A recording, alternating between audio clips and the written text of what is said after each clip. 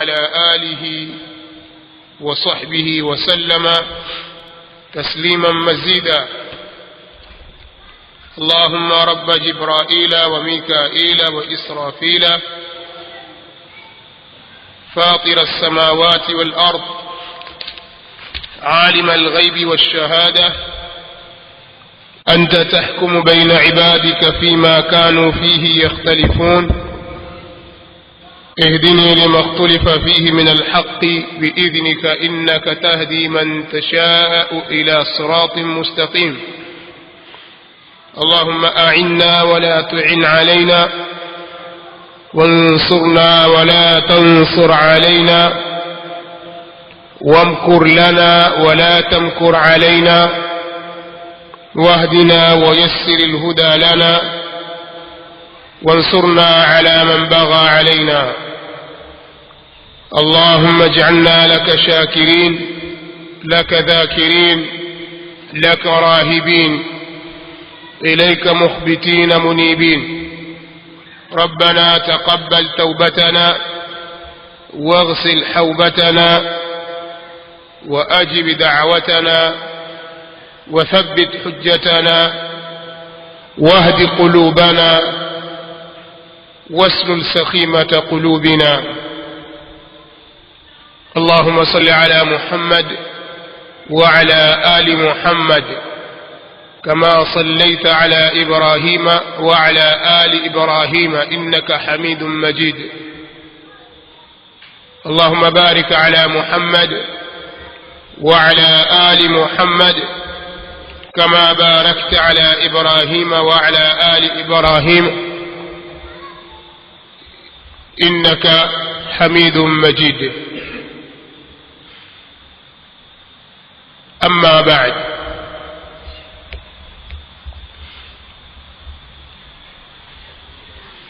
leo tarehe au lailatu sabti ambayo itakuwa ni tarehe 7 ya mwezi wa Shaaban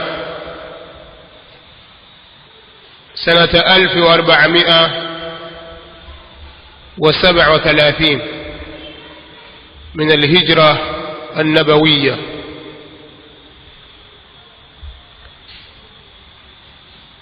huu ni usiku wa Jumamosi wa tarehe hiyo niliyotaja, tarehe 7 ya mwezi wa Shaaban, ambayo ni sawa na tarehe 13 ya mwezi wa 5 mwaka 2016.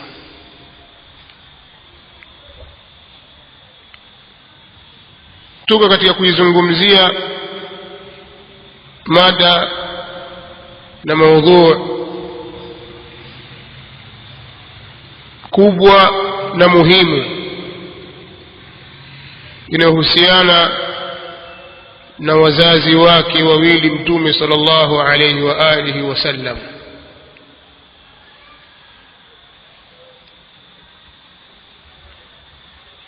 na sababu iliyonipelekea kuizungumzia mada hii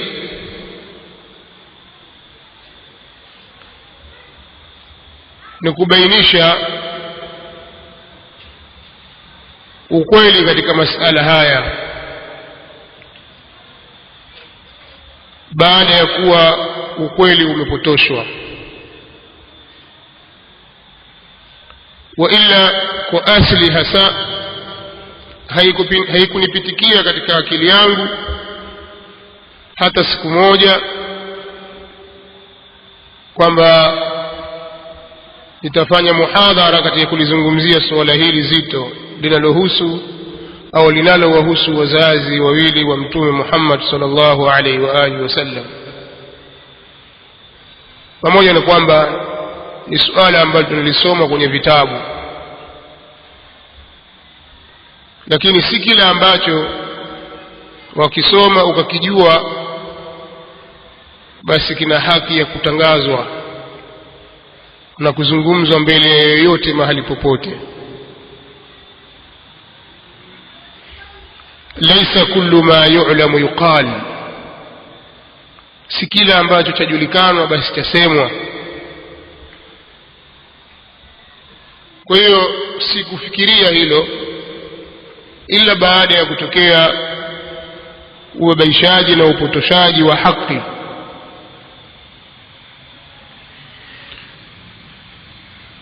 Na hili lilikuja baada ya mimi kuulizwa swali na baadhi ya ndugu zetu wakati nikiwa katika ziara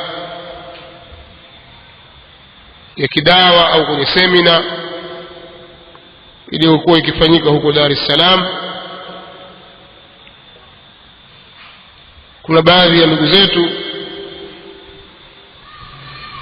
walipokuwa wamekaa wanazungumza wakalifikia kulitaja suala hili, wakakhtalifiana baina yao. Mwisho wa yote wakanifuata. Nilikuwa nimekaa nao mbali kidogo, lakini wakaniita tushirikiane kwa pamoja katika kulizungumzia jambo hili, na walikuwa katika pande mbili tofauti. Nilipohudhuria katika majlisi ile, yule aliyekuwa akipinga, maana kuna anayethibitisha na anayepinga, yule mpingaji akataka kujua msimamo wangu kuhusiana na kadhia hii.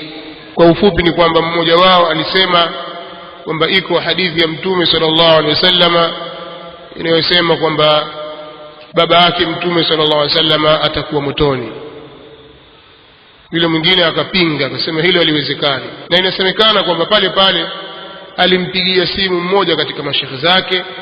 Shekhe yule akaulizwa, akasema hakuna hadithi hiyo. Kwa maana ya kimazungumzo na maneno yalivyokwenda ni kwamba aliulizwa shekhe mmoja yuko Zanzibar akiitwa Uthman Maalim, alipoulizwa akasema hakuna hadithi hiyo. Haya ni kwa mujibu wa mazungumzo. Kwa hiyo inawezekana kaulizwa kweli yeye au kaulizwa mtu mwingine, wallahu a'lam. Yule bwana pale alipiga simu akamuuliza shekhe wake huyo, akasema hadithi hiyo hakuna. Kama atakuwa amesema kweli, ameulizwa na akasema kweli, hivyo basi amesema makosa kama mtakavyoona, na kama hakusema, baadhi ya ikhwa wamemzulia tu, watakiwa wao wamtakase katika hilo.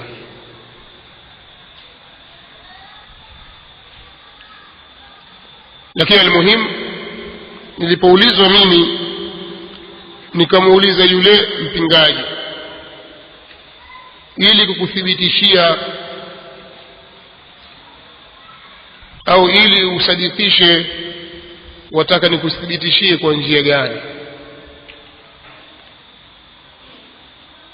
Akanambia mimi nataka rai yako. Nikamwambia katika hili mimi sina rai, siwezi nikazungumza msimamo wangu, rai kama rai yangu. Hili swala la dini, ni swala la dini, kwa hiyo huwezi kuniambia rai yangu. Basi ala kuli hali mazungumzo yalikwenda hivyo, tukavutana. Mwisho yoyote nikamtajia kwamba kuna hadithi ya Mtume sallallahu alaihi wasallama iko katika Sahih Muslim na sio moja, inayozungumzia suala hili, na hasa nikamtajia hadithi inna abi wa abaka fi an-nar, hakika baba yangu na baba yako wako motoni. Pia nikamtajia hadithi nyingine ambayo katika Sahih Muslim, ambazo zote tutazitaja katika mfululizo wa maelezo yetu haya, nayo pia katika Sahih Muslim, ambayo Mtume sallallahu alaihi wasallam aliomba idhni kwa Allah tabaraka wa taala amruhusu amuombee maghfira mama yake. Allah akamkatalia hilo. Kisha pia Mtume sallallahu alaihi wasallam akaomba ruhusa afanye ziara kwenye kabri ya mama yake. Allah akamruhusu hilo.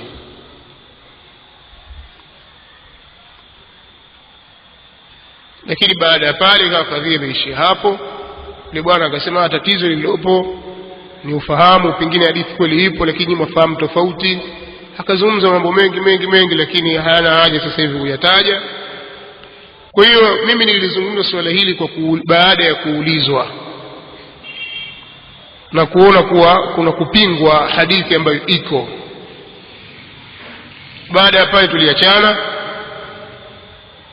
Baada ya kutawanyika katika majlisi hiyo, huyo ndugu ambaye alikuwa akipinga akanitumia sauti ya shekhe wake kwa njia ya WhatsApp.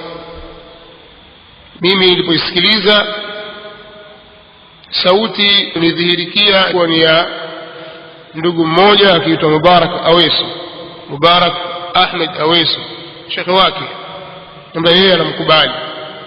Huyu bwana yuko Mombasa.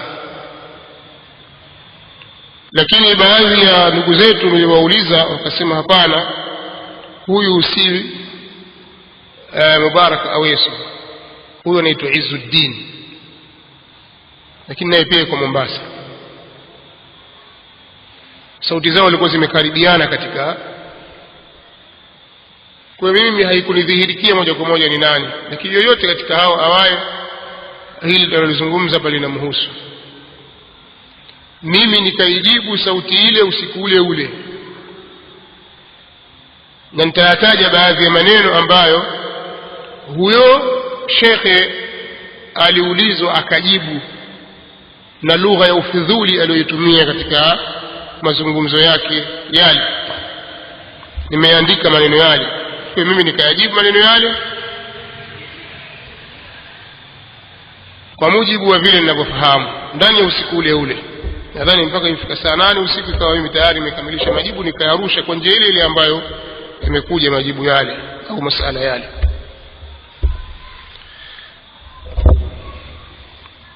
Lakini baadaye nikaanza kumfuatilia. Kuna akhi mmoja akanifahamisha kwamba hata huyo Mubarak Ahmed Aweso ana muhadhara kamila akizungumzia masala haya.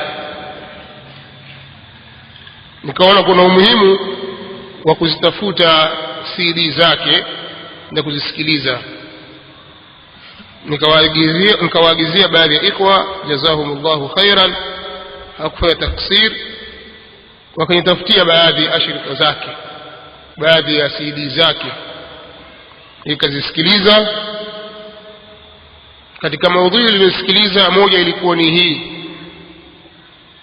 imeandikwa kabisa pale, hukumu au hukumu ya wazazi wa Mtume sallallahu alaihi wasallam. Hii imezungumzwa na Mubarak Aweso sasa kwa tahqiq.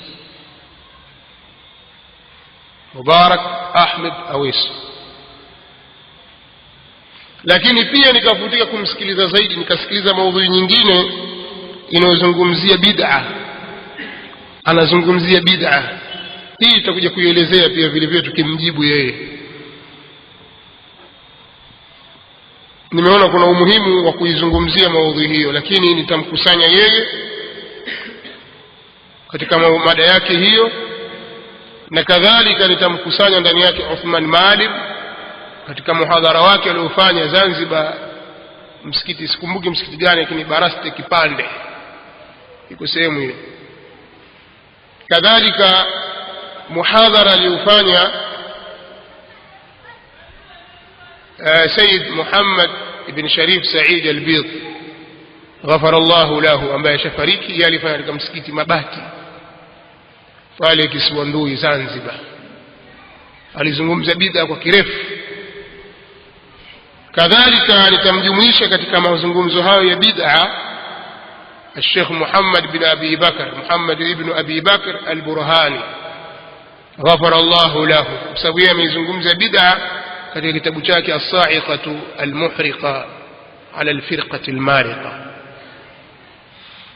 Kadhalika nitatazama zaidi katika yale yaliyokusanywa kwenye kitabu Al-Mawsu'atu al-Yusufiyya, kwa sababu wengi katika wao kukimbilia kule. Kwa insha Allah nitaizungumzia maudhui hiyo.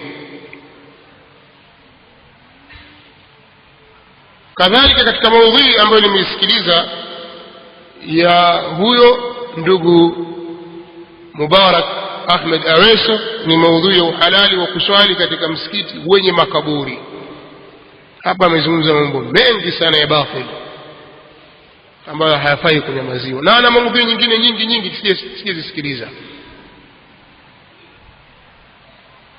Kwa hiyo leo biidhnillahi alkarim tutaanza na hili la kwanza, ndio litaja hukumu ya wazazi wa Mtume sallallahu alaihi wa alihi wasallam.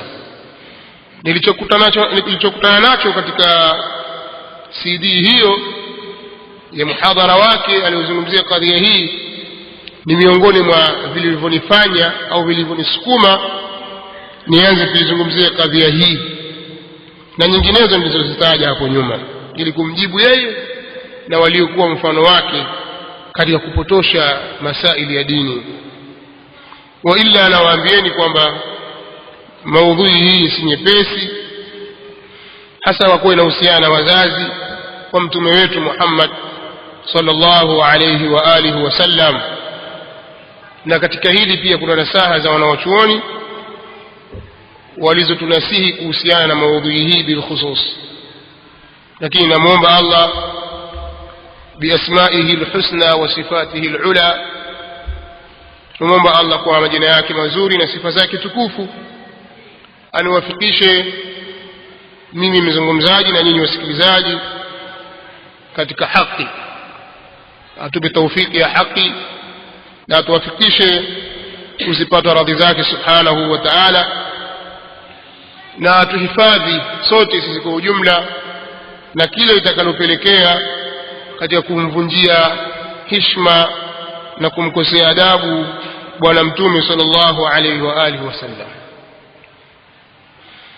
Kwa ufupi, hii ni sababu nitangulia kuitaja, lakini linalofuatia ni kuhusiana na msimamo wa ulama juu ya kuzungumzia kadhia hii. Maulama wao wanaelezaje? Je, wametoa hukumu kwa itlaq juu ya uharamu, kwamba ni haramu mutlaq kuizungumzia kadhia hii, na ukizungumzia tu ushakosa adabu, umemkosea adabu mtume sallallahu alaihi wasallam, ushamvunjia heshima, ushamuudhi, ushakuwa kafiri? Au wao wanasema nini? Jambo la kunasihiana tu kwamba kwa muislamu yoyote na talibul ilmi bil khusus ni kutokujiingiza katika masala haya, na pia vile vile asiyafufue masala haya mbele ya watu bila munasaba wowote. Na hivi ndivyo tulivyonasihiwa na wanawachuoni wetu, hasa ikiwa hakuna budi kufanya hivyo. Ikiwa hakuna budi kuyazungumzia masala haya, basi yazungumziwe kwa adabu, tena kwa tahadhari ya hali ya juu, na mtu ajitahidi asitoke nje ya matamshi ya mtume sallallahu alaihi wasallama na ufafanuzi uliotolewa na ahlul ilmi. Yote haya ni kujikinga na kuteleza, mtu asije akateleza akaingia mahali ambako siko. Lakini tufahamu kwamba kuyazungumzia masala haya pale yanapohitajika si utovu wa adabu, wala si kumvunjia heshima mtume sallallahu alaihi wasallam, wala si kumuudhi, bali kuyazungumzia masala haya yanapohitajika ni sehemu katika dini. Nasema pale inapohitajika kufanya hivyo. Ama wale wanaona kwamba au wanaweka dhana kwa watu kwamba kuyazungumzia masala haya ni kumkosea adabu mtume sallallahu alaihi wasallam na ni kumuudhi na kuichafua nasabu yake tukufu, hiyo ni dhana isiyoungwa mkono na hoja wala dalili za kisheria, ni dhana tu. Kwa sababu lao ingelikuwa hivyo, maulama wakubwa wasingelizungumzia jambo hili. Miongoni mwa wanawachuoni waliozungumzia swala hili na kutoa nasaha kama hizi nilizosema hapa ni al-Imamu As-Sakhawi rahimahullahu ta'ala katika kitabu chake, katika kitabu Al-Adhibatu Al-Murdiyya juzu ya 3 ukurasa wa 975, anasema: al-wuqufu ma'a an-nususi as-sarihati ahkamu وترك الخوض فيما لا يضطر إليه أسلم ولذا كان الأولى عندي عدم إشاعة الكلام في ذلك وترك الخوض فيه إلا إن دعت الضرورة إليه كما اتفق في سبب الاستفتاء لاستلزامه أحد الأمرين تصحيح الباطل أو رد الصحيح الصريح إحنا مكلفين لزائد على هذا ولذا لم يتكلم المنذري في حاشية السنن ولا الخطابي في معالمه فيه.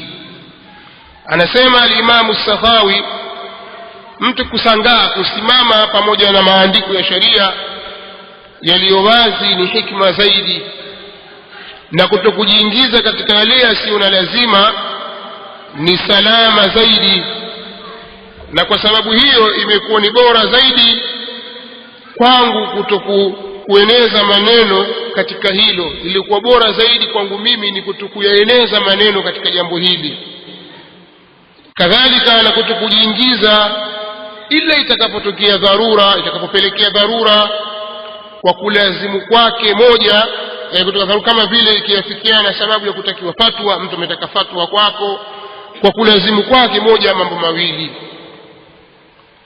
Jambo la kwanza kusahihisha batil, pengine kuna batili imezungumzwa katika masala haya, wewe ukawa umezungumza ili kuisahihisha batili ile, kama batili ya watu ni kukataa hadithi hiyo, wakikataa kabisa kwamba hakuna, au batili ya wenye kusema iko alafu wakalafuta maneno mengine ya kuitoa katika maana yake, wakaleta ta'wili ambayo si sawa sawa. Kwa hiyo ukataka kufanya tashihi katika jambo hilo, au kulikataa jambo lililo sahihi lililo wazi, ikawa mtu amekataa nafsi sarihi kabisa, na wengine wakafanya talbisi, wakalivunja vunja jambo hili, wakalifunga vibaya vibaya, wakalielekeza kama vile vitusi kwa watu fulani. Na kuna watu wanaona kwamba masala haya ni katika masala ya kiwahabi.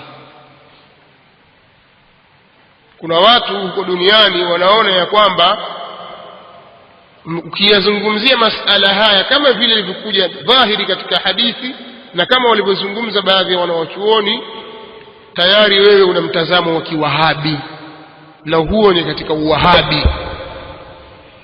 Wako watu wa aina hiyo. Kwa hiyo wewe ukalizungumzia jambo hili katika kusahihisha mafahimu hayo,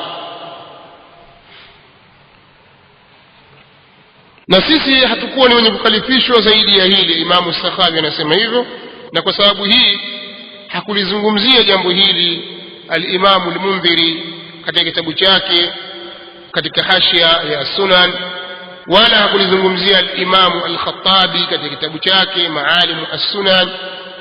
Wote hawakulizungumzia jambo hili, umelikalia kimya kwa sababu ilikuwa salama ni kukaa kimya, ila kwa sababu hizo mbili alizozitaja al-Hafidh Sakhawi rahmatullahi alayhi. kadhalika al-Imam Ibn Abidin, Imam Ibn Abidin Muhammad Ibn Abidin Allah amrehemu, Muhammad Amin maarufu Muhammad Amin Ibn Abidin, katika hashia yake hashia Raddul Muhtar juzu ya 4 ukurasa wa 350, yeye anasema wa bil jumla kama qala ba'd al-muhaqqiqin annahu la yanbaghi dhikru hadhihi al-mas'alah illa ma'a mazid al-adabi وليست من المسائل التي يضر جهلها أو يسأل عنها في القبر أو في الموقف، فحفظ اللسان عن التكلم فيها إلا بخير أولى وأسلم. أنا سيما الإمام ابن عابدين نكو جملة ومسيما باذي وحكيكي kwamba hakika haitakiwi, kwa hakika haitakiwi kuyataja masuala haya ila kwa adabu ya ziada, na si katika masuala ambayo yanadhuru kutoyajua. Mtu kuwa hana elimu katika jambo hili kwamba wazazi wa Mtume sallallahu alaihi wasallam fi nar au minan najin, kwamba watakuwa motoni au ni katika waliosalimika, si katika madhara, katika mambo ambayo yanadhuru kutokuyajua. Au utakaulizwa kaburini, hutaulizwa kwenye kaburi yako, au katika kisimamo siku ya kiyama. kwa hiyo kuuchunga ulimi na kuacha kuyazungumzia ila kwa kheri ni bora na ni salama zaidi, salama kwako wewe. Na maneno kama haya ameyazungumzia vile vile, ameyazungumza al-Imam Siddiq Hassan Khan rahimahullahu ta'ala, pamoja na kwamba yeye ana msimamo wa wenye kusema kwamba wazazi wa Mtume sallallahu alaihi wasallam watakuwa finnar, watakuwa motoni, wa na'udhu billahi minan nar. Yeye ametaja maneno haya, alafu mwisho pia akaleta maelezo akasema dalla alhadith, baada ya kuitaja hadithi iliyo katika Sahih Muslim inazungumzia kuomba idhini Mtume sallallahu alaihi wasallam kwa Mola wake kwa ajili ya kumwombea maghfira na kulizuru kaburi la mama yake. Akasema dalla alhadithu ala anna ummuhu lam tu'min wa lam tamut ala aliman wa qad naza'a fi dhalika shirzimatun min almutaakhirin wa ataw bi ahadith dhi'af bal mawdu'at ولا أدري ما الذي دعاهم إلى الخوض فيما لم يخوض فيه سلف هذه الأمة وأئمتها والحق طي هذه المسألة على غرها عنها. مفهمش حديثه juu ya kwamba mama yake Mtume sallallahu alayhi wasallama hakuamini, yani hakumwamini Mtume sallallahu alayhi wasallam na hakufa katika imani, yani hakumwamini Mtume sallallahu alayhi wasallam. Mtume alikuwa hajapewa utume, wala hakuamini, hakuwa mu'min kwa da'wa ya mitume waliotangulia mila ya Ibrahim, na hakufa katika imani, katika Uislamu. Na wamekhalifu hilo kundi dogo katika wanawachuoni waliokuja baadaye. Waliokhalifu jambo hili ni kundi dogo la wanawachuoni waliokuja baadaye, na wakaleta hadithi nyingi dhaifu katika kutetea jambo hili, bali hadithi za kutunga maudhuat. Anasema na sijui kitu gani kilichowapelekea kuingia katika jambo ambalo hawakuliingia salaf katika umma huu, wala hawakuliingia wanawachuoni wake, wanawachuoni wa umma huu. Na haki ni kuyakunja masala haya na kuyanyamazia moja kwa moja, mtu akaikimia. Haya ndio mambo aliyoshauri al-Imam Siddiq Hassan Khan alayhi rahmatullah. Je, masala haya ni katika masala ya kiwahabi, kwamba wewe ukizungumza hivyo basi ushakuwa wahabi? Majibu ni kama ifuatavyo. Nauliza swali hili kutokana huo ujumbe uliotumwa katika usiku huo ambao huyo shekhe aliulizwa, imma Izzuddin na imma Mubarak Ahmed Aweso, yote atakayekuwa. Lakini mmoja katika hao aliulizwa kuhusiana na suala la hadithi hii. Katika aliyoyasema na sauti yake tulitawanya nilipotoa majibu, na nikarusha na sauti yake pia. Yeye anasema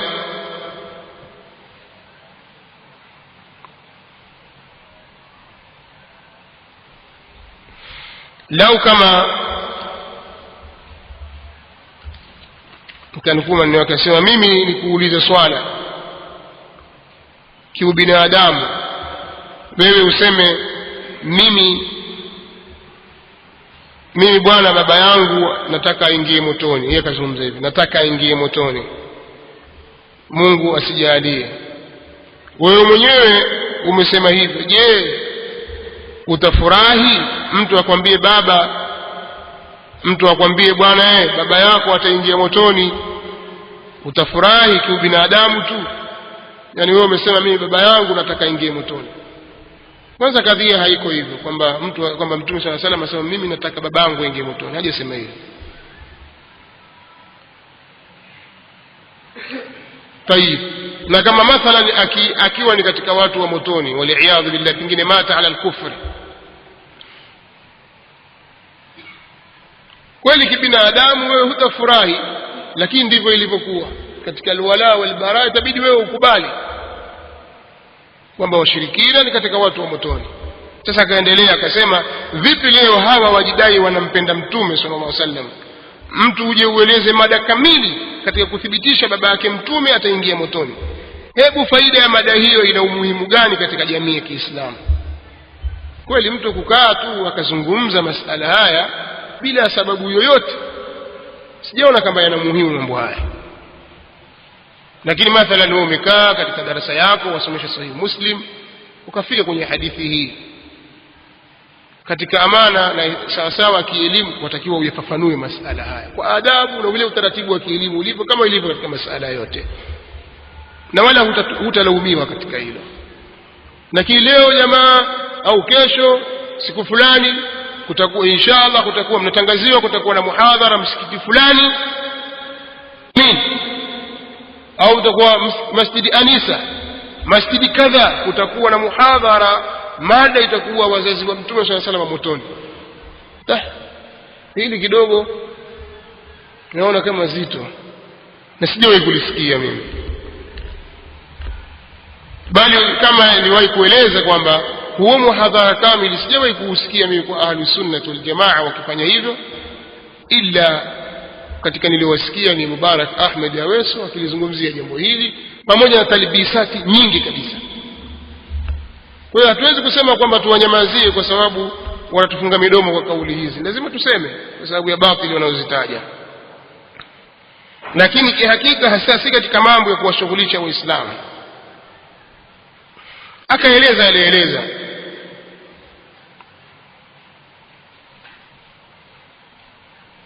kisha akasema, je, wewe ufanye mada kamili kuthibitisha kwamba baba yake mtume ataingia motoni, kisha wewe wampenda mtume na waupenda Uislamu? Yani kama anazungumza kwa taajjub, yani afwan anazungumza kwa lugha ya istinkar, kama itawezekana vipi wewe waupenda Uislamu na wampenda mtume sallallahu alaihi wasallam alafu uzungumza maneno kama haya? Huyo anafanya inkari, anazungumza istifhamu yake lakini ya inkari. Asema lau kama imethibiti useme kiakili haiwezi kukubalika, au mimi siwezi kuzungumza maneno hayo, sina umuhimu wa kuyazungumzia maneno ya mtume sallallahu alaihi wasallam, yani maneno haya. Sawa, inawezekana ikawa haikubaliki kwenye akili yako, na pia vile vile inawezekana pia ikawa wewe mwenyewe umeamua kwamba hutaki kuyazungumzia maneno haya mtume sallallahu alaihi wasallam. Sasa kwa nini utakuwa nyamazisha wengine? Na wewe si dini, si qala Allah wala si qala Rasul. Unasema wewe wazungumzie baba yake mtume sallallahu alaihi wasallam leo, wajua baba yako yuko wapi? Swali hilo. Kama mtu baba yake amekufa katika ukafiri, bila shaka ajua kwamba huyo anakwenda motoni kwa mujibu wa nusus, sio? Au wapingana na nusus kwa sababu babako? La, wale waliokufa katika kufuru wanakwenda motoni. Na kama ni Muislamu amekufa katika Uislamu lakini amekufa katika maasi, amekufa katika fiski na mingineyo, basi sisi hatuwezi kumhukumia yeye moja kwa moja kwa kukata kwamba yuko peponi au yuko motoni, kwa sababu hatuna nafsi katika hilo. Maana hapa inaonekana watu wanavyofikiria kwamba swala hili linavyozungumzwa kana kwamba lazungumzwa kwa utashi, kama mtu ameamua tu kufanya muhadhara azungumze tu, na hali ya kuwa kuna nusus. Kwa hiyo huwezi kumuuliza yeye, je, wewe wajua baba yako yuko wapi? Kwa sababu baba yangu au baba ya fulani hakutajwa katika hadithi wala katika aya kwamba yuko wapi, bali kuna ujumla tu wa maneno kama ikiwa amekufa katika kufuru basi huyo atakuwa katika moto, na kama amekufa katika Uislamu basi tunatarajia atakuwa katika watu wa peponi. Umefahamu? Hivyo ndivyo inavyotakiwa, na kuwaombea wao maghfira kama ikiwa wamekufa katika Uislamu, na kutokuwaombea maghfira ikiwa wamekufa katika ukafiri. Lakini kutaka kumwambia mtu kwani wewe baba yako yuko wapi, hili si katika utaratibu wa dini, kwa sababu aliyetajwa ni baba wa mtume sallallahu alaihi wasallam. Kisha asema hivi, mahali shahidi ambapo nimekusudia, asema hawa mawahabi hawana akili, hawa mawahabi hawakusoma hiyo hadithi, hata hawajui namna ya kuifasiri. Wanaovioni wameitafsiri kwa tafsiri ambazo zina utamu. Yeye amesema hivyo, lakini hakutaja utamu huo uko wapi. Na hii katika aliyotaja pia akasema, walitaja kwamba abi hapa kauli nyingine ya kwamba abi ni Abu Talib. Inna abi wa abaka fi an-nar, akasema hapa ni Abu Talib kwa sababu yeye alikuwa akimuita ammi kwa maana ya baba, na abi hapa wengine wanasema kwa maana ya kiapo kwamba inna abi wa abaka fi an-nar. Kwa hiyo inna abi pale maana yake hakika na apa kwa baba yangu, yeye ndio anavyosema. Lakini haya yote tutakuja kuyaona inshallah kwa kwingine.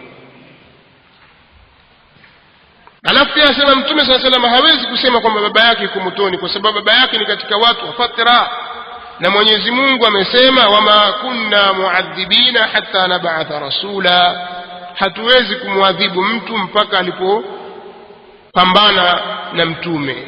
Hii ni tarjama kutoka kwake.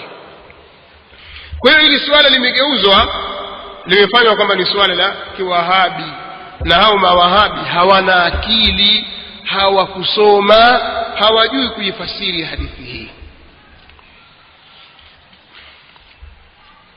Sasa kwa leo biidhnillahi alkarim nitazungumza kidogo kuhusiana na swala hili. Kwanza masala yenyewe yalivyo, nataka mfahamu ya kwamba wamekhtalifiana wanawazuoni wa Kiislamu kwenye masuala haya kwenye misimamo mitatu. Wanawachuoni wamekhtalifiana, wamesimama kwenye misimamo mitatu katika kuyaendea masala haya. Msimamo wa kwanza ni msimamo wenye kuona kuwa wazazi wa Mtume sallallahu alaihi wasallam hawakuwa Waislamu, bali walikuwa ni washirikina na walikufa katika shirki, kwa hiyo wataingia motoni. Msimamo wa pili ni msimamo wa wenye kuona kuwa wazazi wa Mtume sallallahu alaihi wasallam ni watu wa peponi, na hawa wana masaliki takriban 5 kwa 3 tutakazozitaja. Masaliki zao walizotumia katika kuthibitisha hili ziko 5 kwa 3. Na msimamo wa 3 ni msimamo wenye kuona kwamba jambo bora na lililo salama ni kutokuzungumza chochote katika masuala haya, yani kukawa kimya, au kwa lugha nyingine ni at-tawaqquf. Kwa misimamo mitatu, kuna waliotoa hukumu kwa mujibu wa maandiko yaliyokuja kwamba wazazi wa Mtume sallallahu alaihi wasallam hawa hawakuwa Waislamu, kwa hiyo ni katika ahlun nar. Na msimamo wa pili ni msimamo wa wenye kuona kwamba wazazi wa Mtume sallallahu alaihi wasallam si katika watu wa motoni, na wametofautiana katika kulielekea jambo hili. Njia walizopita wametofautiana, tutazitazama njia hizo na kuzitolea maelezo kielimu. Msimamo wa 3 ni kuna msimamo au kuna kundi la wanawachuoni walioona kwamba tukae kimya, tusilizungumzie jambo hili. Wako katika wanawachuoni hao, tutawataja biidhnillah. Sasa tuanze na hawa wenye msimamo wa kwanza wa kwamba, kwa hiyo sasa swala la kiwahabi ni swala la kielimu na lina ikhtilafu ndani yake, tofauti na wanavyoleta dhanna baadhi ya watu.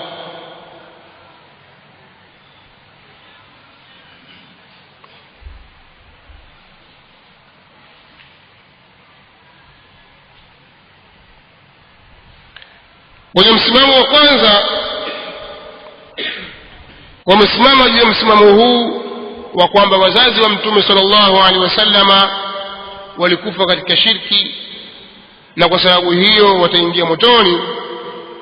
Imam Suyuti rahmatullahi alayhi katika utangulizi wa kitabu chake Nashrul Alamain, kwa sababu ameandika vitabu 6 kama tutakavyoeleza insha Allah, katika utangulizi wa kitabu chake hicho ukurasa wa 2 ameelezea kwamba huu msimamo wa kwamba wazazi wa Mtume sallallahu alaihi wasallam hawakuwa Waislamu na wamekufa katika shirki na watakwenda motoni ndiyo msimamo wa wanawazuoni wengi wa Kiislamu. Suyuti amekiri hilo, ndio msimamo wa wanawazuoni wengi wa Kiislamu.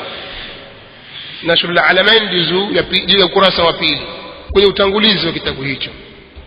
kwamba wanawachuoni wengi wa Kiislamu wameelekea kwenye msimamo huo, na hapa nitawataja walio mashuhuri katika hao. Mmoja katika wanawachuoni mashuhuri katika jambo hili, katika wanawachuoni wakubwa wa Kiislamu ambao wana msimamo huu tulioutaja katika jambo hili, ni al-Imamu Abu Hanifa An-Nu'man ibn Thabit, Abu Hanifa rahimahullahu ta'ala. Na hilo kama lilivyotajwa katika kitabu Al-Fiqh Al-Akbar ukurasa wa 130, kitabu hiki kinanasibishwa na yeye. Kadhalika hili amelitaja kama tutakavyoeleza pia al-Imam al-Allama Mulla Ali ibn Sultan ibn Muhammad al-Qari kwenye kitabu chake Mu'taqad Abi Hanifa fi Abawai ar-Rasul sallallahu alaihi wasallam.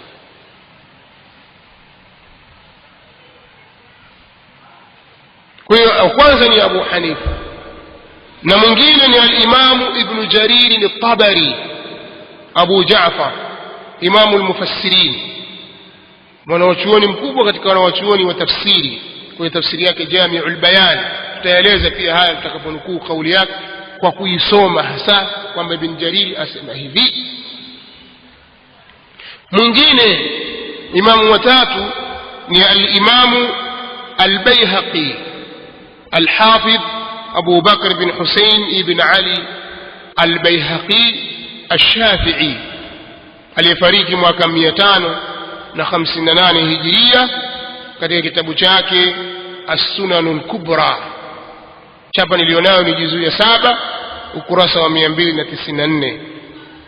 Yeye ameweka mlango unaosema babu nikahi ahli shirki wa talaqihim. Huu ni mlango wa ndoa za watu wa shirki na talaka zao. Kisha akazitaja hadithi pale. Katika hadithi alizitaja ni hadithi mbili ambazo ziko katika maudhui yetu. Hadithi nambari 14414 ambayo ni hadithi inasema inna abi wa abaka fi an-nar, na hadithi nambari 14415, hadithi ambayo Mtume sallallahu alaihi wasallam inasimulia kuwa Mtume sallallahu alaihi wasallam aliomba idhni ya kumuombea msamaha mama yake, akakataliwa na Allah tabaraka wa taala. Akasema pale maneno ya wazi wazi ambayo tutakuja kuyataja insha Allah katika mahala pake.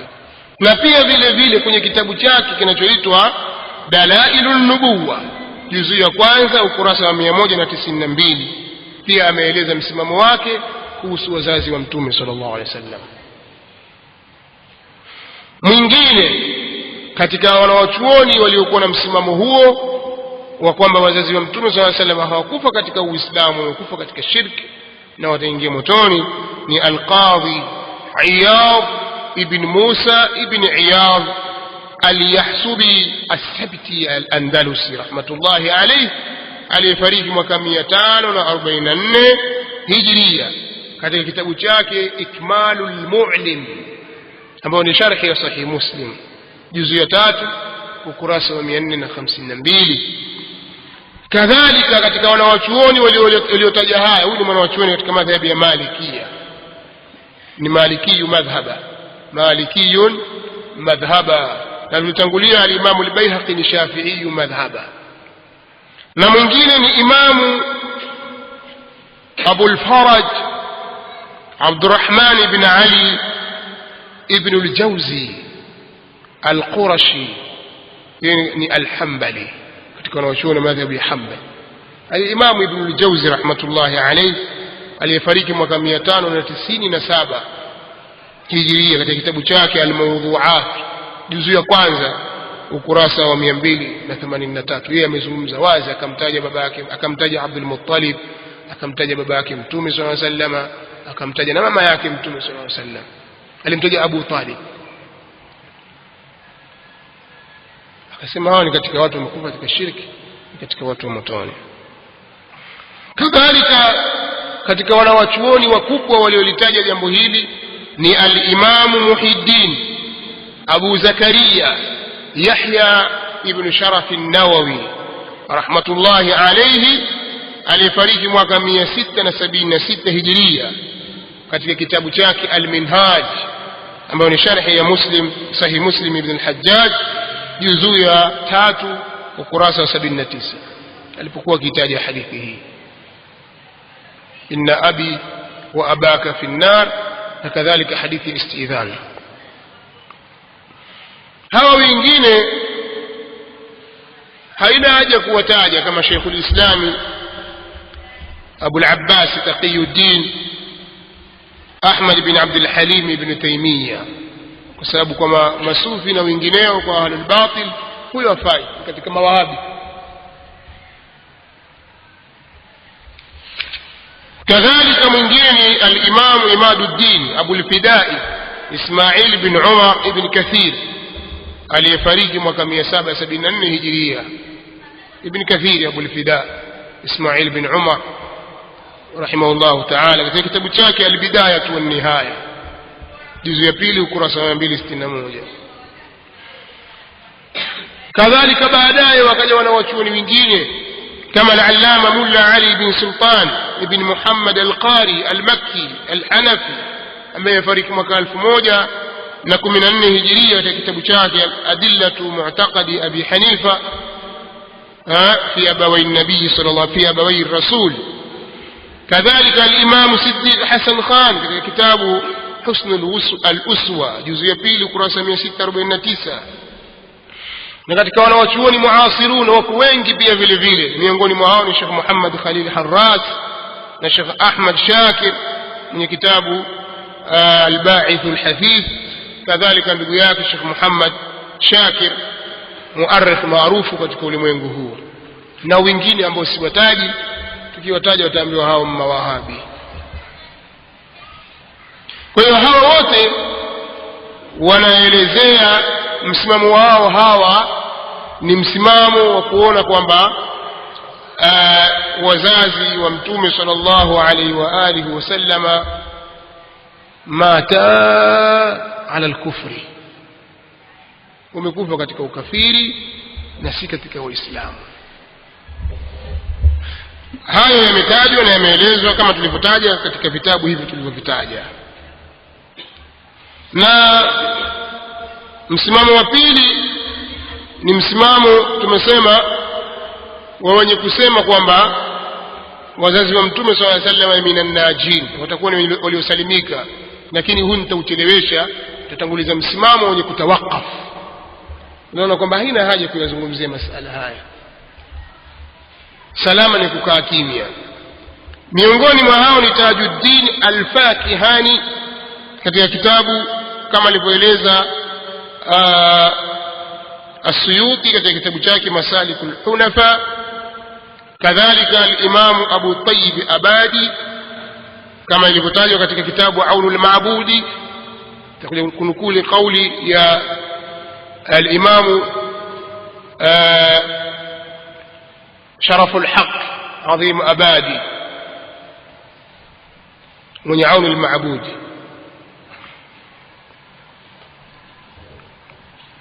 hawa wanaona kwamba ile usalama ni kukaa kimya, na wenye kusema ya kwamba hapana, hawa wazazi wa Mtume sallallahu alaihi wasallam wamesalimika na wao katika janna, ni wanawachuoni, wako wanawachuoni wengi hasa katika mutaakhirin, si kidogo, lakini katika wanawachuoni mutakaddimin kama tunavyoelezwa hakuwepo au hawakuwepo wenye kulizungumzia jambo hili kwa kulipinga. Wao wameona kwamba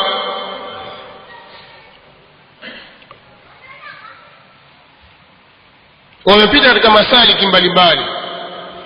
Kuna wanaosema wazazi wa Mtume sallallahu alaihi wa alihi wasallama, nataja masala kwa ujumla, kuna wanaosema kwamba wazazi wa Mtume sallallahu alaihi wasallama si katika watu wa motoni kwa sababu wao ni katika ahlul fatra. Hawa ni katika wale watu walikuwa kwenye kipindi ambacho hakukuwepo nabii, hakukuwepo mtume yoyote, hakuja muonyaji kwa wao. Na watu wa fatra hawawezi kuadhibiwa, Allah hata waadhibu kwa sababu hakuwapelekea mtume, kama anavyosema wama kunna muadhibina hatta nab'atha rasula, hatakuwa sisi ni wenye kuadhibu mpaka tupeleke mtume. Kuna maslaki hiyo. Maslaki ya pili inasema kwamba kauli yao iko inna ad-da'wata lam tablughuhum, wazazi wa Mtume sallallahu alayhi wasallam, inna ad-da'wata lam tablughuhuma, dawa haikuwafikia wao, kwa hiyo ujumbe haukuwafikia. Hii ni maslaki ya pili, lakini yaungana na ya kwanza, ni sawa na ya kwanza, lakini imefanywa kuwa ni maslak mustaqil. Dawa haikuwafikia, hakuna ujumbe uliowafikia, kwa wao ni wenye kupewa udhuru. Na msimamo mwingine, maslaki nyingine ni kama ni ile ya kwanza na ya pili, isipokuwa wao wanaona kwamba inna Allaha ahyahuma faamana bihi, kwamba ni kweli hawa walikufa katika ukafiri, yani kama vile maslaki hiyo ya kwanza, kwa sababu hawa wanaamini kwamba hawa walikufa kwenye ukafiri, wazazi wake Mtume sallallahu alaihi wasallam, lakini Allah alichomkirimu Mtume sallallahu alaihi wasallam aliwahuisha wazazi wa Mtume sallallahu alaihi wasallam, kisha wakaamini wakaslimu. Na kuna hadithi imetajwa katika hilo, yote tutaje kuyatazama insha Allah. Kadhalika kuna maslaki ya nne. Maslaki hii ya nne ndio inaoana na maslaki ya pili na ya kwanza, ambayo inasema kwamba wao wazazi wa Mtume sallallahu alaihi wasallam yumtahanani يوم القيامة ويوفقان عند الامتحان. na katika waliosimama katika msimamo huu ni al-Hafidh ibn Hajar rahimahullahu ta'ala, kwamba wazazi wa Mtume sallallahu alaihi wasallam watapewa mtihani siku ya kiyama kwa ile hadithi ya mtihani, kwa wale wenda wazimu katika umma. Kadhalika asam na abkam, mtu alikuwa amezaliwa bubu, kiziwi, hasikii, hawezi kuzungumza, hata kama Mtume sallallahu alaihi wasallam au mtume wa Allah amekuja, lakini yeye hakusikia chochote, au amezaliwa yeye akiwa ni mwenda wazimu, au mtoto mdogo. Sana wanazungumza watu na wale watu wa fatra ambao utume risala haikuwafikia, hawa watapewa mtihani siku ya kiyama. Na mtihani wenyewe watakaopewa, maana watalalamika, watasema ya Rasulullah, amekuja mtume mimi nikiwa kiziwi, sisikii kitu. Mwingine anasema ya Rasulullah, ya Allah, amekuja mtume wa Allah na mimi ni mwenda wazimu, sifahamu kitu, vipi unaniadhibu? Na mwingine anasema mimi sikujiwa na mtume, ma jaana min bashirin wala nadhir, hakutujia sisi muonyaji yoyote wala mwenye kutoa wala mbashiri yoyote. Hawa watapewa mtihani siku ya kiyama. Allah tabaraka wa taala atawaambia ingieni motoni, taikwa moto mbele yao, tambo ingieni motoni. Atakayetekeleza amri ya Allah kwa kuingia katika moto, moto ule utakuwa bardan wa salama alayhi, utakuwa ni moto baridi na ni salama, na ataingia katika janna.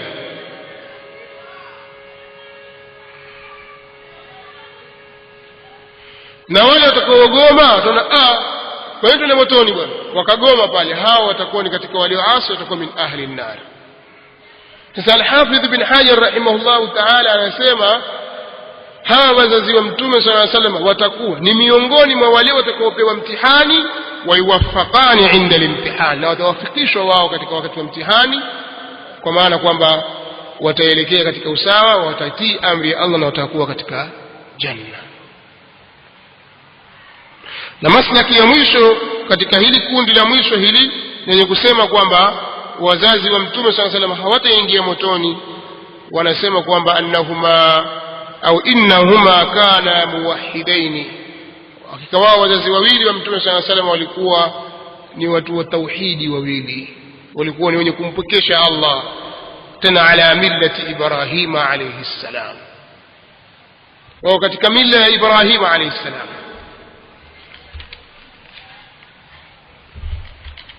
Tumefahamu? Kwa hiyo ni suala lazungumzika kielimu na si suala la atifa, watu wakatumia hisia zao, wakatumia utashi wao, ubinafsi wao. La, ni suala la kielimu ambalo wanawachuoni wamekhtalifiana ndani yake. Kwa hiyo na sisi biidhnillah alkarim tunamwomba Allah tabaraka wa taala, pamoja na maarifa madogo Allah atujalie na elimu ndogo aliyotupa, tutalizungumzia kwa kadiri ya uwezo wetu suala hili katika pande zote. Sasa si sawasawa yale yanayozungumzwa na kina Izzuddin pamoja na Mubarak Aweso katika kuwatuhumu ahli sunnati wal jamaa juu ya utovu wa adabu katika kuyazungumzia masala haya pale inapobidi, au wakasikitika kuwa watu wengine wazungumza lakini wao wakazungumza. Kwa mfano katika maneno aliyozungumza huyu Mubarak Aweso, anasema masala haya yalikuwa hayana haja kwa wakati kama huu. Utafaidika nini kwa kusema wazazi wake Mtume wako motoni? Maal asafi shadid, mtu anaandika risala ya doktora au risala ya majisteri, kitabu kizima kuelezea kwa baba yake Mtume na mama yake Mtume wako motoni sallallahu alayhi wa alihi wasallam. Mwingine anafanya muhadhara mzima anazungumza hivyo, anasikitika kwa jambo hilo, lakini katika kuendeleza mazungumzo yake anaendelea kusema kwamba kuna vitabu si chini ya 40 vilivyotungwa kubainisha masala haya, kuwa baba yake Mtume sallallahu alaihi wasallam na mama yake Mtume sallallahu alaihi wasallam hawako motoni. Katika waliotunga vitabu hivyo ni Imamu Suyuti. Hayo ni maneno yake, anasema Imamu Suyuti peke yake ana vitabu 7. Sasa swali la kujiuliza, mbona hapa alalamika huyu ndugu?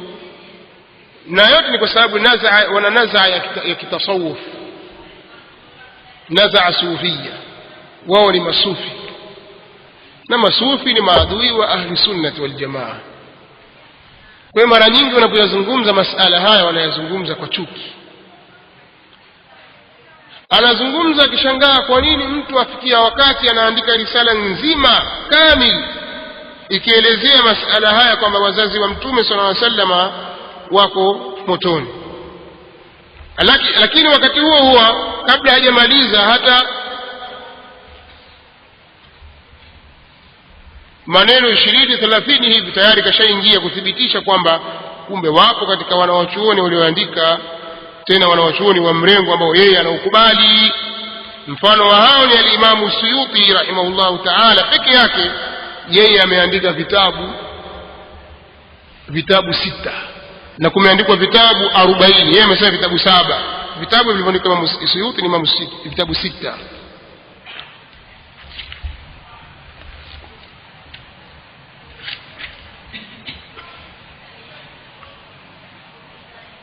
Moja katika vitabu hivyo ni kitabu Masalikul Hunafa fi Islami Walidayil Mustafa, imekuja kwa jina hilo, na wengine wanasema wanakiita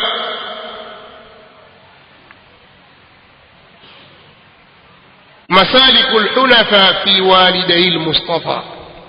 Al-Imam Abdul Hayy al-Kittani yeye anasema kwamba Imamu Suyuti ana vitabu 6 katika hili.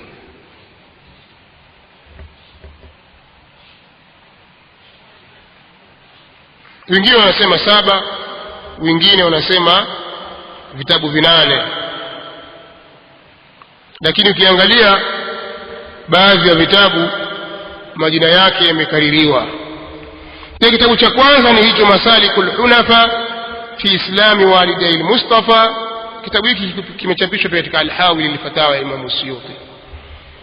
Takapofika wakati wake tutakuja nacho kitabu hicho. Kitabu hiki kimetajwa na baadhi ya wanawachuoni katika kukithibitisha kwamba ni cha Imam Suyuti.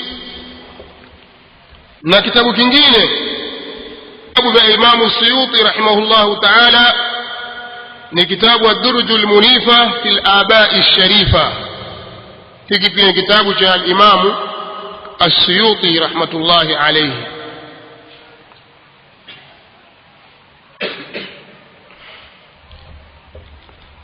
Pia kuna kitabu chaitwa As-Subulul Jaliyya fil Aba'i Al-Aliyya pia chake, na Al-Maqamatu Sundusiyya في النسبة المصطفوية نشر العلمين في إحياء الأبوين. كذلك كتاب الدرر الكامنة في إيمان السيدة آمنة. كذلك كتاب التعظيم والمنة في أن والدي المصطفى في الجنة.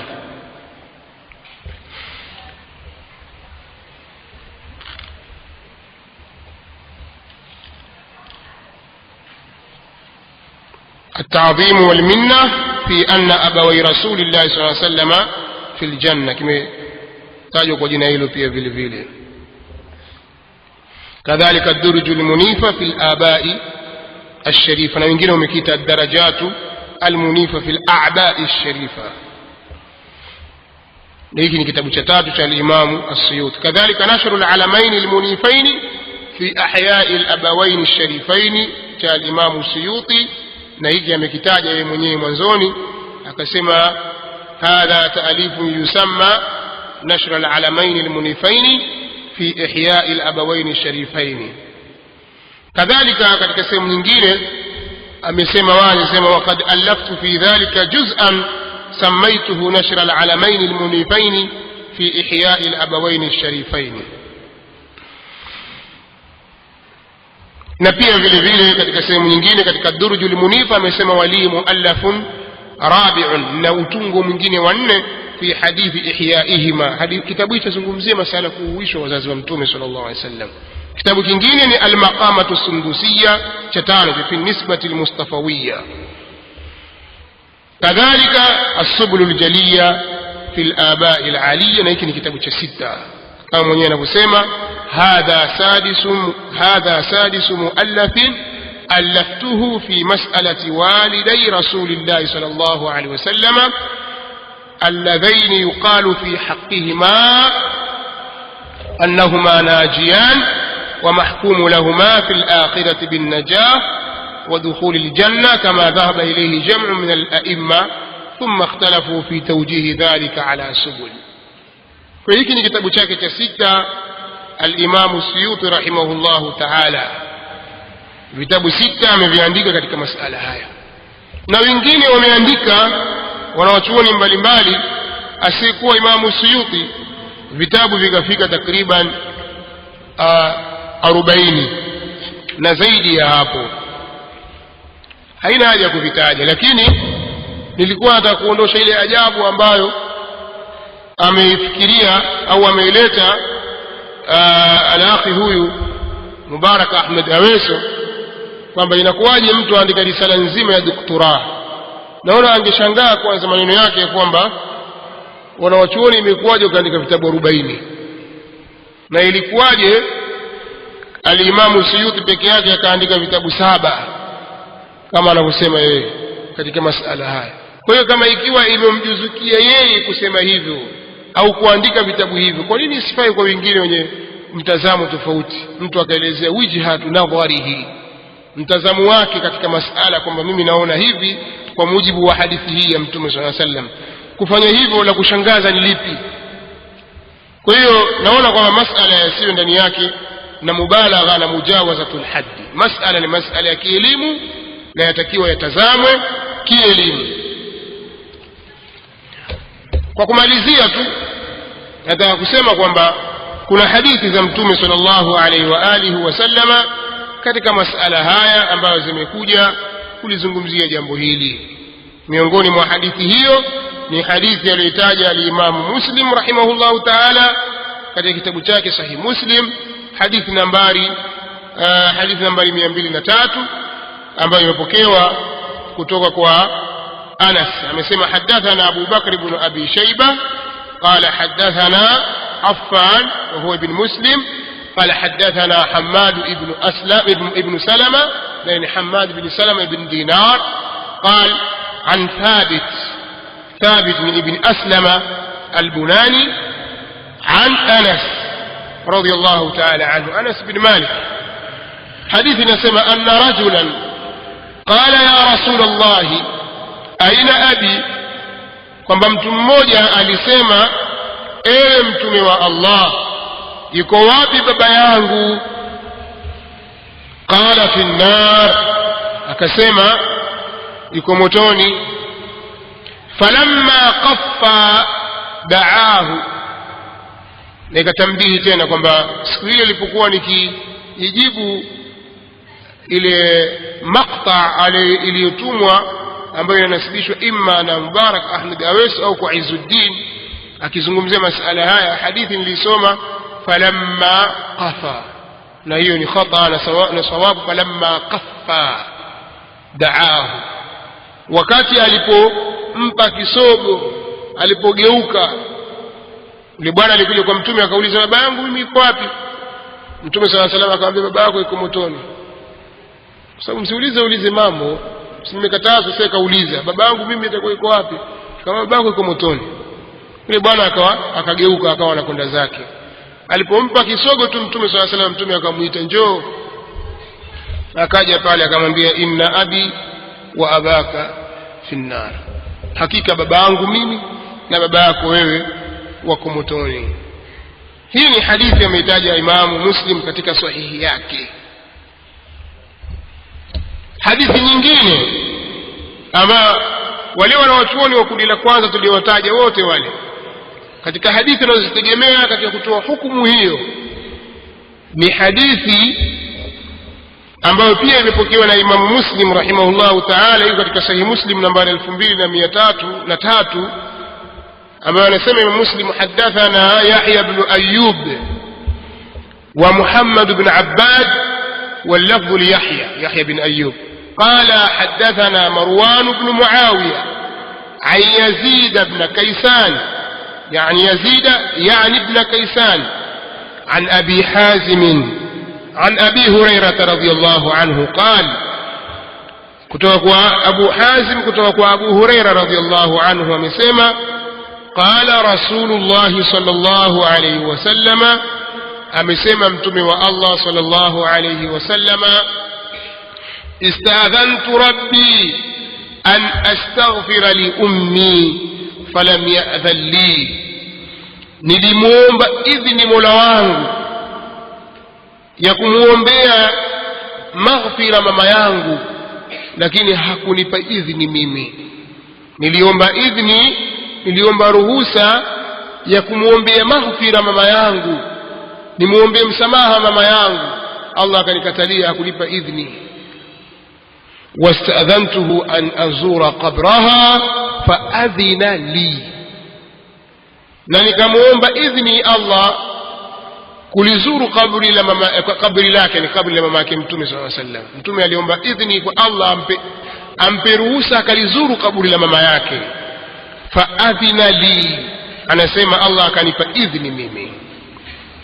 Hizi ni hadithi mbili katika hadithi zinazotegemewa na wanawachuoni wenye kusema kwamba wazazi wa Mtume sallallahu alaihi wasallam hawakufa Waislamu, bali wamekufa katika shirki na watakwenda motoni. Hadithi zinazotegemewa ni hizi mbili kwa alfadhi zake na mengine. Sasa kwa kuwa wakati umekwenda sana na tumechelewa kuanza, kabla ya kuingia, kwa sababu mara ya kwanza nilipoanza maudhui hii alafu tukaikata kwa sababu ambazo zilikuwa zimejitokeza, kwa sababu ya vitu ambavyo vimejitokeza katikati, tulianza kutaja hoja zao wale wenye kusema hoja za wale wenye kusema kwamba wazazi wa mtu au waliposimamia wenye kusema kwamba wazazi wa Mtume sallallahu alaihi wasallam hawataingia motoni. Tukaanza kutaja baadhi ya hoja zao, alafu tukaahidi tutaje kusijibu. Lakini kabla ya kufanya hivyo, biidhnillahi alkarim, tutakuja kuelezea kauli za wanawachuoni. Wanawachuoni wenye msimamo huu waeleza vipi? Maana hadithi ndio hizi. Sasa mwingine anasema lakini huo ni ufahamu wako wewe, umefahamu vibaya wewe. Kama Wahabi hawana akili, huyu kijana ambaye nimemnukuu hapa anasema Wahabi hawana akili, Mawahabi hawana elimu, Mawahabi hawakusoma. Hajui kwamba katika jambo hili kuna kauli ya Abu Hanifa, kuna kauli ya Imam al-Baihaqi al-Hafidh, kuna kauli ya Imam al-Qadhi Iyad, kuna kauli ya Ibn al-Jawzi, kuna kauli ya Imam bin Jarir al-Tabari kabla yake, kuna kauli ya Imam an-Nawawi, kuna kauli ya imma wakubwa wamezungumza mambo haya, wengine kwa saraha kabisa. Bila shaka matusi hayo yote yanaelekeza kwa Wahabi ni kwa sababu ya ule ukhurafi wake aliyokuwa nao na chuki yake, na kutokufahamu kwamba wako wanawachuoni yeye anaowategemea wako na msimamo dhidi alivyokuwa yeye, na ameandikwa kwenye vitabu vyao. Lakini mwisho nataka nimalizie na maneno fulani ambayo pia niliandika ya Bwana Mubarak Ahmed Aweso katika hadithi hii ya kuomba msamaha, kwamba Mtume sallallahu alaihi wasallam alimuomba msamaha, alimuomba idhini Mola wake amuombe msamaha mama yake. Baada ya kukataliwa, Mtume sallallahu alaihi wasallam alilia. Yeye ana maneno yake na taaliki pale, anasema kwamba kuna hoja nyingine za kuchekesha.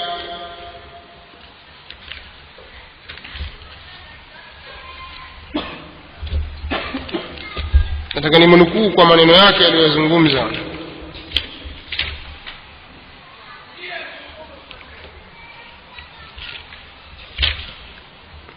Anasema istidlali nyingine ambayo yachekesha kwa upande utakuta tunaambiwa, huyu ni Mubaraka Ahmed Aweso. Sasa utakuta tunaambiwa dalili ya kulia Mtume katika kaburi la mamake ni kuonyesha kuwa mama yake yuenda motoni na yuadhibiwa.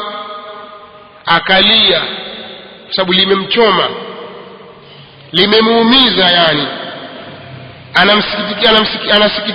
amsikitikia mama yake kuadhibiwa, ndio akalia. Kwa hakika hii ni dalili ya chekesha. Anasema hivyo, kwa hakika hii ni dalili ya chekesha na ni dalili haingii akilini. Yeye asema hivyo, ni dalili haingii akilini. Akasema yani kwa sababu gani haingii? Asema kwa sababu Mtume wakati alipofariki mwanawe Ibrahim alilia. Sasa je, naye Sayyiduna Ibrahim, Sayyiduna Ibrahim alayhi salam, mtoto wa Mtume, naye yuenda motoni, yuadhibiwa? Kwa hiyo huwezi kusema kuwa Mtume sallallahu alaihi wasallam alilia kwa sababu mama yake yuadhibiwa. Hii haiingii akilini. Mmenielewa? Sasa al-Imam Ahmad rahimahullahu ta'ala takatuangalie kwamba yaingia akilini au haingii akilini, na akili hiyo ni ya nani, na ni istidlali ya kuchekesha au ni jambo ambalo liko katika nafsi. Al-Imam Ahmad rahimahullahu ta'ala katika musnad yake hadithi nambari 1019 tutakuja kuitaja inshallah katika wakati wake, juzu ya 32 katika musnad ya Imam Ahmad, ameitaja hadithi aliyopokea kutoka kwa Hasan bin Musa na Ahmad bin Abdul Malik, ambao wao wamesimuliwa na Zuhair. Amesema Ahmad bin Abdul Malik katika hadithi yake, ametusimulia si Zubayd bin al-Harith al-Yami عن محارب بن دثار عن ابن بريدة عن أبيه بريدة ابن من ابن الحصيب الأسلمي رضي الله عنه قال كنا مع النبي صلى الله عليه وسلم. msikilize Buraida anavyosema, tulikuwa pamoja na mtume صلى الله عليه وسلم.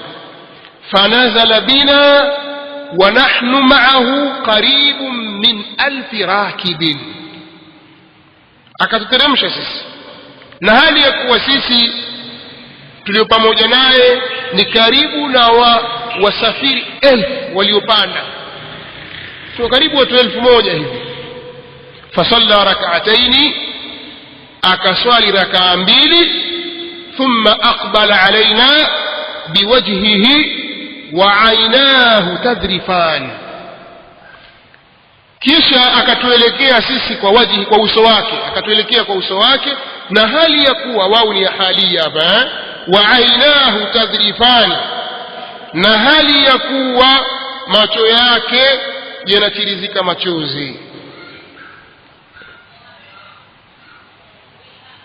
فقام إليه عمر ابن الخطاب رضي الله عنه ففداه بالأب والأم, akasimama kumwendea yeye Umar ibn al-Khattab radhiyallahu anhu, akamtakia ukombozi kwa baba na mama, akamwambia mimi niko tayari katika kukukomboa wewe ya Rasulullah, kumtoa babangu na mamangu.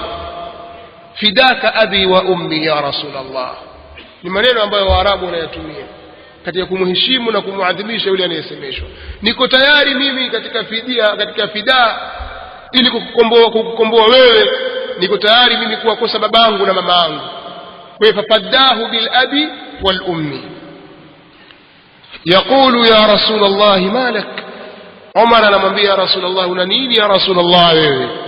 qal, sikiliza Mtume صلى الله عليه وسلم akamwambia inni sa'altu rabbi azza wa jalla, mimi hakika mimi nilimuomba Mola wangu azza wa jalla fil istighfari li ummi, katika kumuombea msamaha, kumuombea maghfira mama yangu.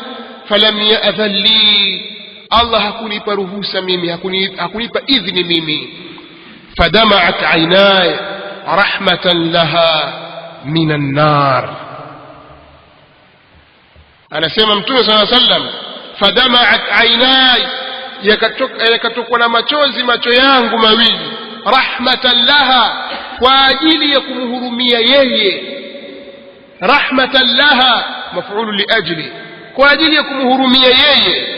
minan nar, kwa sababu ya moto, na mhurumia atakwenda motoni. kwa mimi nimelia. sasa Mbaraka aweza sema istidlali nyingine yachekesha kwa upande, utakuta tunaambiwa dalili ya kulia Mtume sallallahu alaihi wasallam katika kaburi la mamake ni kuonesha kuwa mamake yuenda motoni na yuadhibiwa, akalia limemchoma. Mtume limemchoma hilo,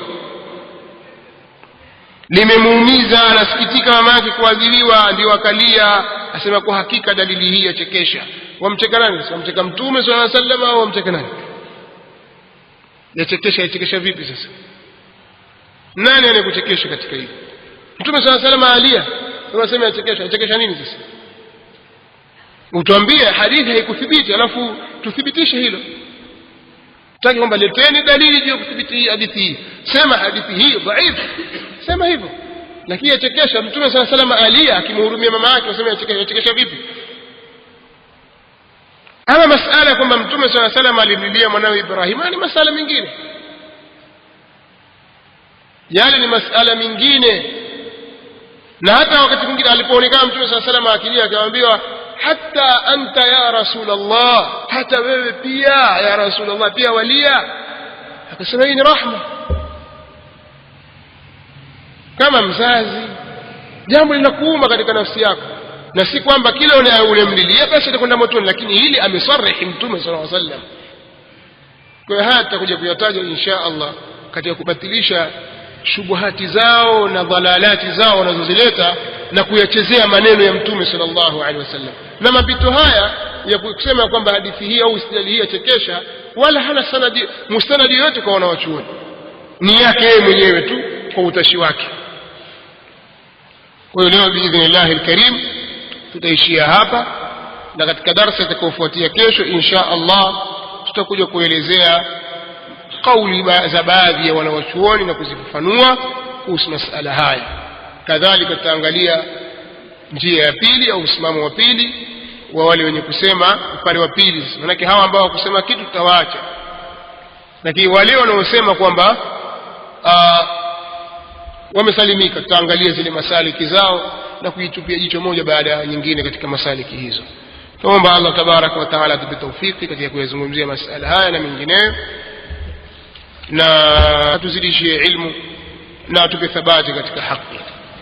Nasallallahu al-afia was-salam wa sallallahu wasallam ala nabiyyina Muhammad. Subhanakallahumma wa bihamdik wa ashhadu an la ilaha illa anta astaghfiruka wa atubu ilayk.